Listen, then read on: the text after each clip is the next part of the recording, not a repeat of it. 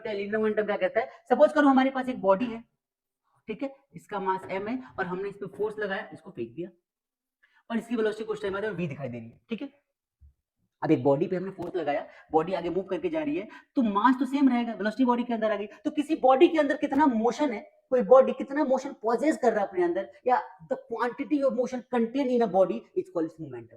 Momentum मतलब क्या होता है, कोई बॉडी कितना मास कितना है, उसके अंदर कितनी वेलोसिटी है, उसका प्रोडक्ट कहलाता है momentum. Mass, the product of mass and velocity is called momentum. लेकिन इससे भी इंपॉर्टेंट क्या है, कॉन्सेप्ट समझिए, क्या मतलब होता है, एक बॉडी है, इसके अंदर कितना मोशन, ये कितना मोशन अपने अंदर पॉजेस करके घूम रहा है, इसके अंदर कितना मोशन कंटेन कर रही है कोई बॉडी, तो किसी बॉडी के अंदर कितना मोशन है, अगर कोई उसे बता दे quantity of motion contain in a body is called momentum, ठीक है भाई। अब एक बॉडी है, इसका मास m था, बॉडी को थ्रो किया, तो हो सकता है यहाँ पे वेलोसिटी v1 हो सकता है वेलोसिटी v2 हो सकता है वेलोसिटी v3 हो, तो अलग अलग पॉइंट पे अलग वेलोसिटी होगी बॉडी की। क्यों भाई, कि जैसे हमने बॉडी को थ्रो किया है तो बॉडी आगे मूव करी है और एक टाइम पे जाके वो गिर जाएगी जमीन पे, तो जब गिरेगी उससे पहले बॉडी के हर एक पॉइंट पे, हर थोड़े टाइम पे, हर सेकंड इसकी वेलोसिटी चेंज होती जाएगी। मैंने किसी बॉडी को अगर थ्रो किया है, तो मैंने जब थ्रो किया इसमें फोर्स लगाया, ये फोर्स मैक्सिमम होगा तो यहाँ पे वेलोसिटी मैक्सिमम होगी, लेकिन जैसे जैसे बॉडी आगे बढ़ेगी इसकी वेलोसिटी कम होती चली जाएगी। अब मान लो कि भाई इस बॉडी की बात करते हैं, तो बॉडी का मास m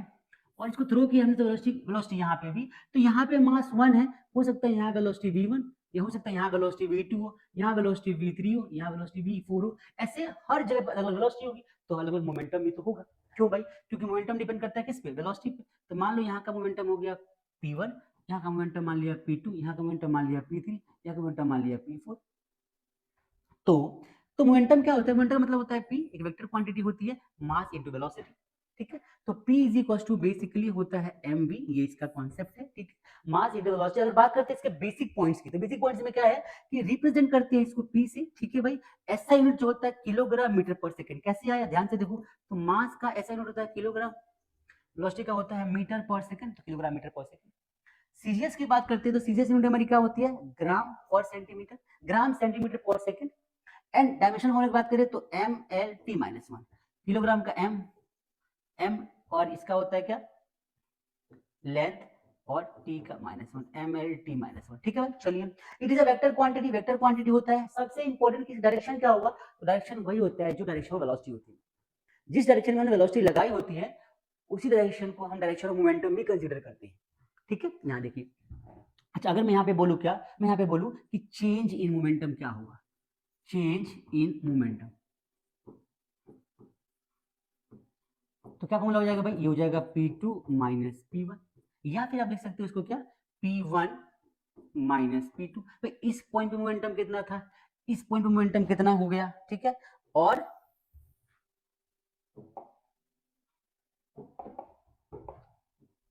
ठीक है, और इसके बीच में टाइम कितना लगा, यहां से यहां पहुंचने में कुछ टाइम ही तो लगा होगा, कितना टाइम लगा, ठीक है। तो P1 माइनस P2, अगर मैं P1 की बात करूं तो P1 क्या हो जाएगा mv1 माइनस में mv2, मैं यहां से अगर मास कॉमन लूं तो क्या हो जाएगा v1 माइनस v2, ये इसका फॉर्मूला आ गया, ठीक है। इसको बोलते हैं चेंज इन मोमेंटम।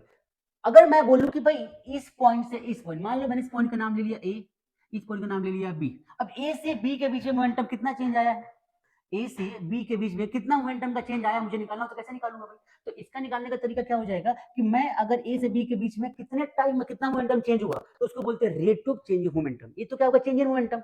मान लो मुझे निकालना है rate of change of momentum, कैसे निकालूंगा मैं, तो मैं निकालता हूं रेट ऑफ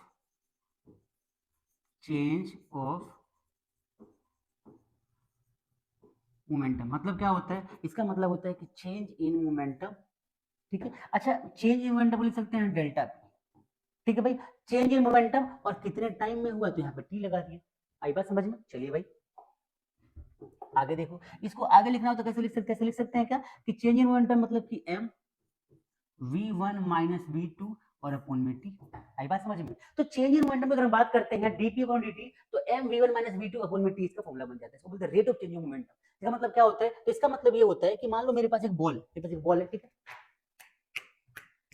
ये बॉल है, इस बॉल को मैंने क्या कर दिया, मैंने इसको ऐसे फेंका, आराम से आया, मैंने इसको ऐसे फूका, आराम से आया, तो इसमें मैंने फोर्स लगाया और यहाँ पे आया, ठीक है, ऐसे एक बार ऐसे किया तो क्या हो गया, ऐसे में मैंने फोर्स ज्यादा लगाया तो change rate of change momentum बढ़ गया इसका, मतलब कि मैंने इसको ऐसे फेंका ऐसे, तो इस केस में क्या हो रहा है कि इस बॉडी पे फोर्स लग रहा है और बॉडी अपना मोमेंटम स्लो रेट से चेंज कर रहा है, धीरे धीरे बढ़ रहा है। क्यों? क्योंकि गाना में तो है धीरे धीरे से मेरी जिंदगी में आना। आगे बढ़। तो क्या हो गया?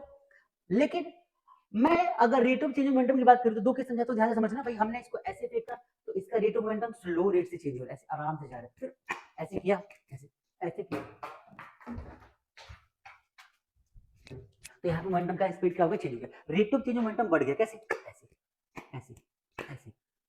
प्यार से फेंका तो ऐसे, ऐसे फेंका तो दोनों ही केस में आप देख पा रहे होंगे, एक में फोर्स ज्यादा लगाया तो rate of change of momentum बढ़ गया। तो ये टॉपिक अभी आगे आने वाला है कि किसी बॉडी पर जितना फोर्स लगाते हैं उसका मोमेंटम उतना ही ज्यादा चेंज होता है।